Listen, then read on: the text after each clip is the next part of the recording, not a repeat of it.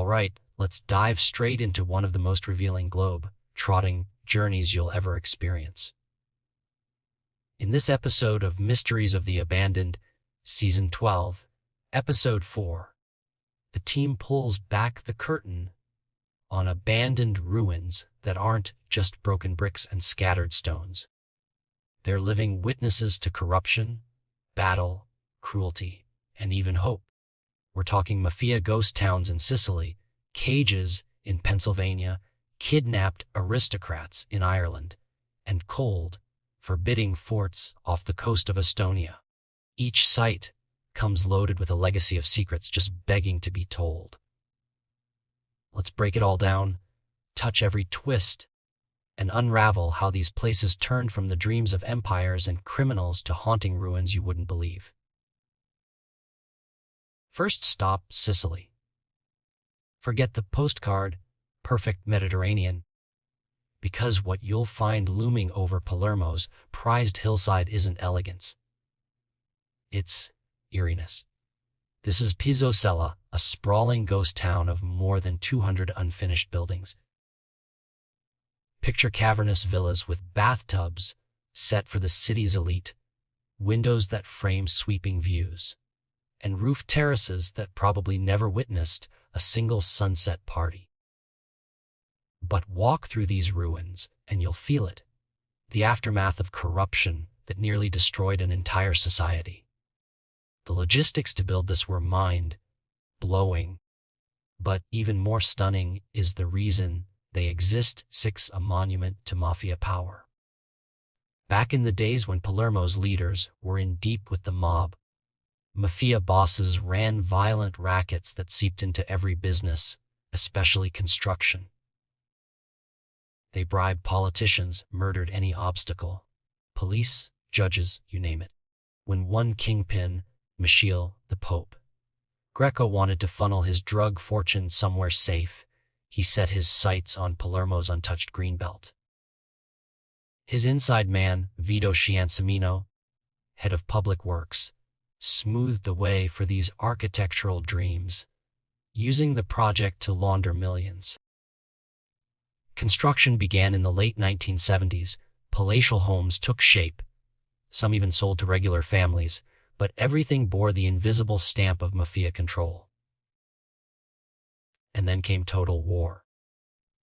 As violent rivalries shattered mob unity, a blood-soaked battle ignited, led by the ruthless Toto Riina of the Corleonesi clan.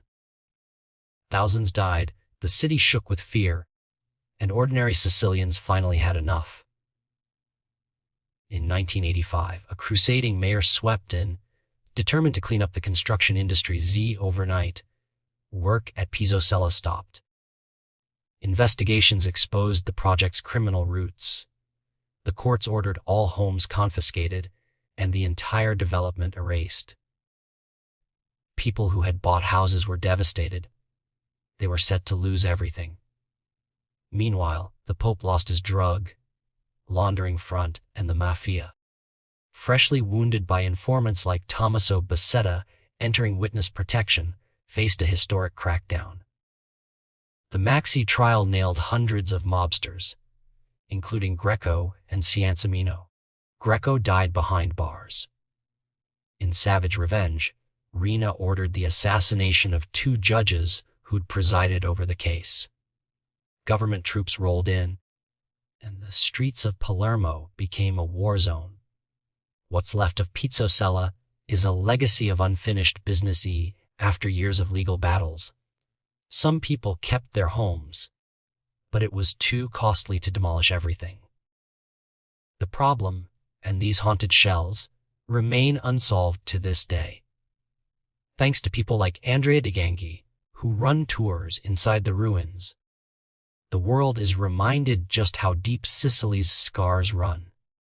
It's a chilling reminder that greed can shape the very land we live on and destroy it just as quickly. Now, let's jump across the ocean to Pennsylvania.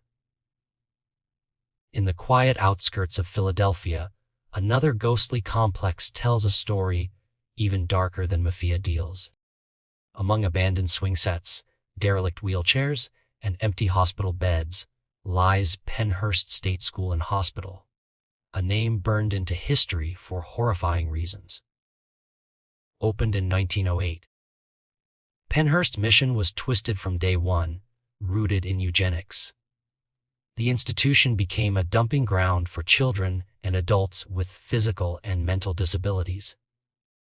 The unfit, according to brutal theories that dominated the era. From almost the beginning, Pennhurst was plagued by overcrowding and neglect. Patients lived in unsanitary, dangerous conditions, some left all day in cribs, others locked into metal cages because there weren't enough staff to supervise. Medical care was so poor and state funding so pathetic that the local zoo actually received more money than this supposed safe haven for vulnerable people. The reality was hidden from families. No one outside really knew the torment inside.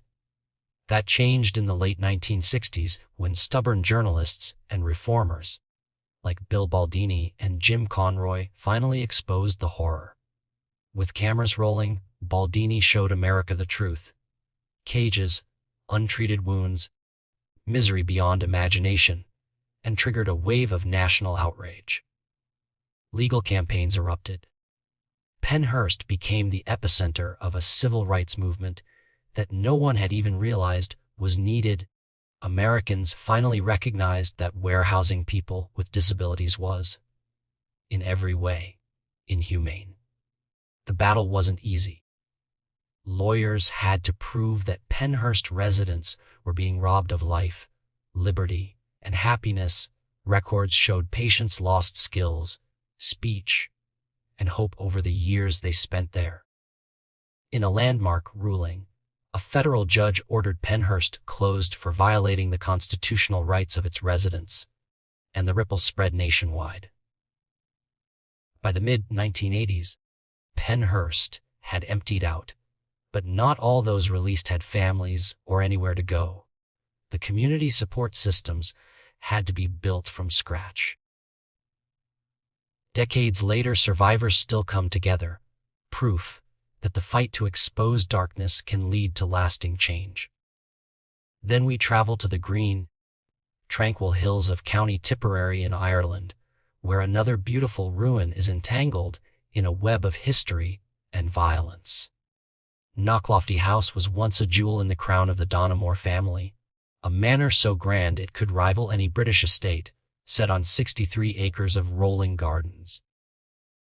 But by the 1970s, Ireland was racked by the Troubles, a bitter conflict over independence and political identity. That peaceful mansion became the scene of a bizarre and terrifying kidnap plot. In June 1974, rogue IRA operatives, desperate to negotiate the transfer of imprisoned bombers, the Price sisters, from England to Northern Ireland, hunted for high-value British-linked hostages. Failing to find their main targets, the kidnappers used a guidebook of stately homes to track down Lord and Lady Donoughmore. One night, they assaulted the estate, pistol-whipped the elderly Earl, and dragged both victims away as ransom. The ordeal had everyone at Knocklofty paralyzed with fear, waiting by the phone. Miraculously, after several days, the hunger strike in England ended, and the Donoughmores were released, shaken but alive. Lady Donoughmore returned with bloodied raincoats and bruises, but nothing could erase the trauma or the shock for the community. No one was ever caught for the crime, and after the Earl's death in 1981, Knocklofty House wandered from owners to hotel ventures, slowly decaying. There is hope for its restoration as a retirement community, maybe finally opening its doors to the locals who once could only look from the outside. Finally, head north and east to Hiiumaa Island off Estonia, a landscape of icy forests and concrete ruins. Beneath the trees and frost stand deserted forts and bunkers, built first by the Russian Empire to guard St. Petersburg, then fortified by Stalin to protect against Nazi invasion. When World War II erupted, the island became a strategic linchpin. Stalin's endless trenches and barbed wire transformed it into an almost impenetrable fortress. But Hitler, determined to crush Leningrad, invaded the Baltic, and German troops landed on Hiiumaa in 1941, fighting through gunfire and bitter resistance. Soviet troops made their doom stand, sacrificed by their commanders to delay the Nazi advance. With Hiiumaa conquered, the Nazis controlled the Gulf of Finland, critical for attacking Leningrad. The siege of the city became one of the bloodiest episodes of the war, costing 1 million lives to starvation and brutality, but in the end, the Soviets drove the Germans back. Hiiumaa's agony didn't end. The Soviets retook the island, installing even more defensive works through the Cold War, holding Estonia in their grip until independence in 1991. Today, those battered ruins mark more than military strategy. They are warnings, reminders that liberty, as one local puts it, always has a price. So what does this episode really tell us? Each ruin, each abandoned foundation, is more than a casualty of time. It's a crossroads of history and humanity. From mafia empires building shells for the rich, to institutions that locked away people in cages, to mansions shocked by violence, and islands torn apart by war. These places are haunted by the choices that shaped them. But they're not just dead relics, they're stories still unfolding. Who owns the ruins? Who dares to look inside? What lessons will survive another generation? If this episode shook you, moved you, or made you think, drop your thoughts in the comments. Which story got under your skin the most? Don't forget to like, share, and hit that subscribe button for more incredible journeys through the world's abandoned mysteries. See you next time